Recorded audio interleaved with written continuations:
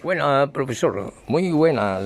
Y siéntense, queridos estudiantes, para poder nosotros disfrutar de el análisis de unas antiguas profecías y el quebrantamiento de una sociedad que se ha quebrado actualmente, una sociedad que transitó por el respeto, una sociedad que transitó por el corrompimiento, la libidinosidad, y que vivió sin esperanza, solamente con una libertad que cada cual puede hacer lo que le dé su puerca gana, y entonces así nació, de una u otra forma, nació lo que se conoce como la destrucción de la célula fundamental de la sociedad, que es el núcleo esencial de toda sociedad, como es el hogar. Cuando nosotros vemos que, por ejemplo, las palomas y las aves de corto vuelo le tiran a los fusiles y tratan de meterse por la boca del cañón, fácilmente se puede disparar el arma y nace el irrespeto.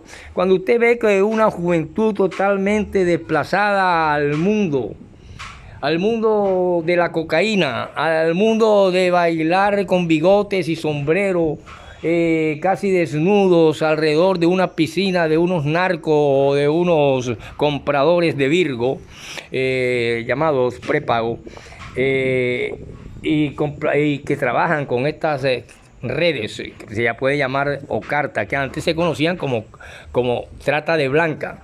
Cuando aquellos dueños de bares compraban mujeres en los pueblos y se las llevaban y después las endeudaban y nace una mafia. Así sucedió también en el pasado. En el pasado, cuando existían aún esas leyes poderosas de Dios y que había de una u otra forma un respeto y había de una u otra forma todo aquello que se olvidaba que era el mandamiento de honra padre y madre, se vio desvirtuado precisamente cuando aquellos profetas Isaías y Jeremías, de una u otra forma. Sí, profesor, usted mencionó a Jeremías en la cuestión de que nacerá un niño, profesor, dijo usted. Sí, y mencioné a Jeremías, pero precisamente es en el 7:14, donde Isaías, de una u otra forma, nos habla de esta cuestión, y también Jeremías cuando nos habla que Canaán quebró o fue cobrado el yugo.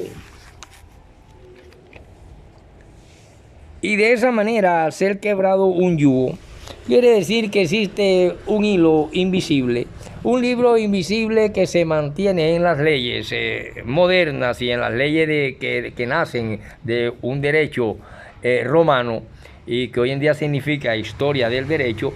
Cuando se parte ya ese hilo invisible, que es el que se sostiene por medio de un matrimonio en fuerza, y que pueden sostener las estructuras de un hogar, inmediatamente todo se desborona y cada uno de esos miembros de esa sociedad, de esa nación, de ese hecho fundamental llamado hogar, tiene que coger por su propio camino a donde lo lleve el viento.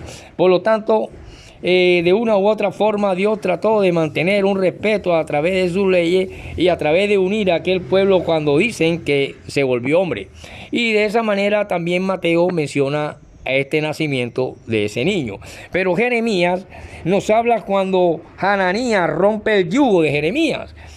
Hananías sencillamente escucha cuando el profeta quitó, le dice: entonces Hananías, profeta, quitó el yugo del cuello del profeta Jeremías y lo quebró.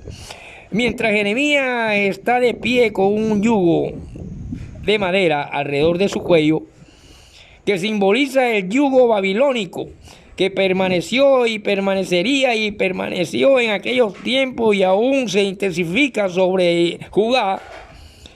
Entonces, Hananías, sin duda, lo ridiculiza como tontería, como algo que no tiene importancia, y puso a Jeremías en escarnio. Él luego procede a quitar el yugo del cuello de Jeremías y después lo quebró. Es muy probable que la reacción del pueblo fue favorable. De esta manera, estudiantes amados, yo le mencioné a Jeremías en las cuestiones cuando estaba mencionando a ese niño y su nacimiento, con las relaciones entremezcladas con Isaías, porque de aquí podemos ver cómo se quiebra ese yugo y también cómo la humanidad se restablece cuando se da la promesa en aquellos tiempos con un Isaías en el capítulo 7, versículo 14, de algo que nosotros debemos estudiar para poder entender la profecía. Y es de esa manera como podemos decir y estar claro que Isaías también nos trae y nos dice que estará Dios habitando entre nosotros. ¿Qué es lo que significa la palabra de aquel niño ya profetizado en hebreo, que significaba, o en griego, o en lenguas extranjeras, Emmanuel?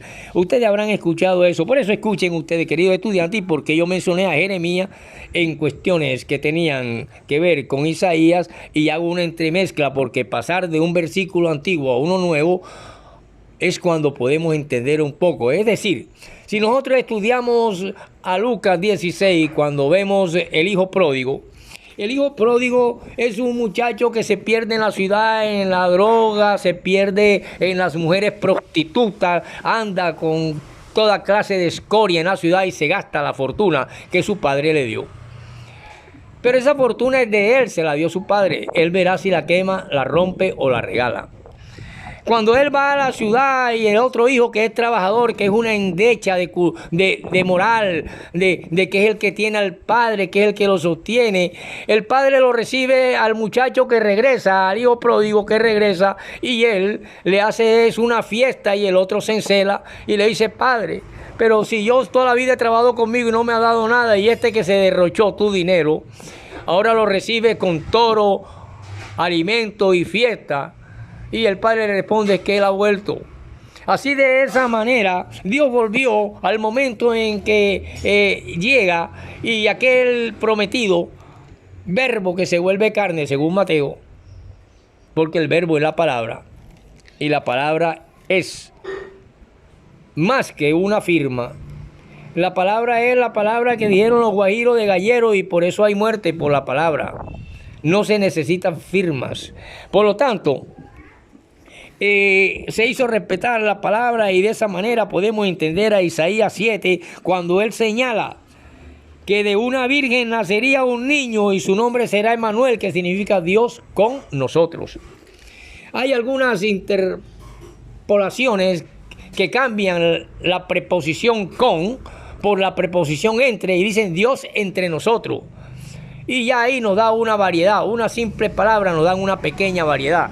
Pero vamos a entender esto de la siguiente manera con el profesor Ferreira en Literofilosofía, para entender cómo la descomposición moral, cómo el irrespeto, cómo el pisoteo de la ley puede causar crímenes, asesinato y destrucción de un hogar en un momento dado.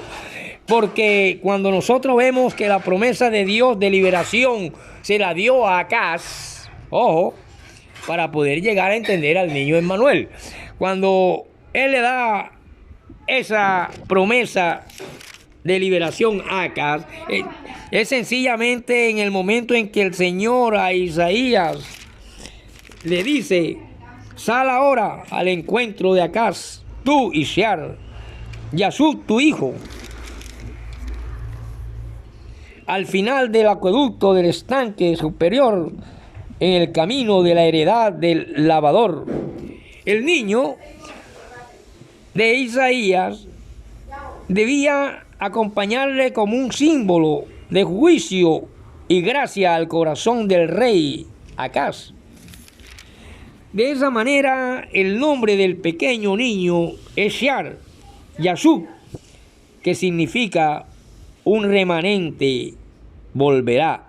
Se cree que el Señor le había dicho a Isaías por revelación dar a su hijo este nombre, dado para testificar de su fe, tanto en las amenazas y en las promesas de las cuales él había sido hecho portavoz. Y de esta manera se guardó aquello, y de esta manera también se repuso que no debe temer ni debe de fallecer su corazón a causa de estas dos cosas y de estos tizones que humean.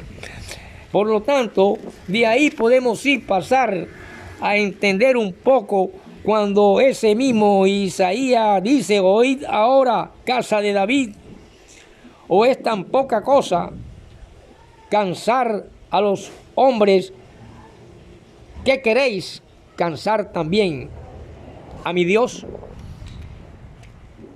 Cansar a un hombre es dudar de su promesa. Acá se está en una situación, está en una condición espiritual tan débil que él ni siquiera se da cuenta ni entiende la amenaza de Satanás.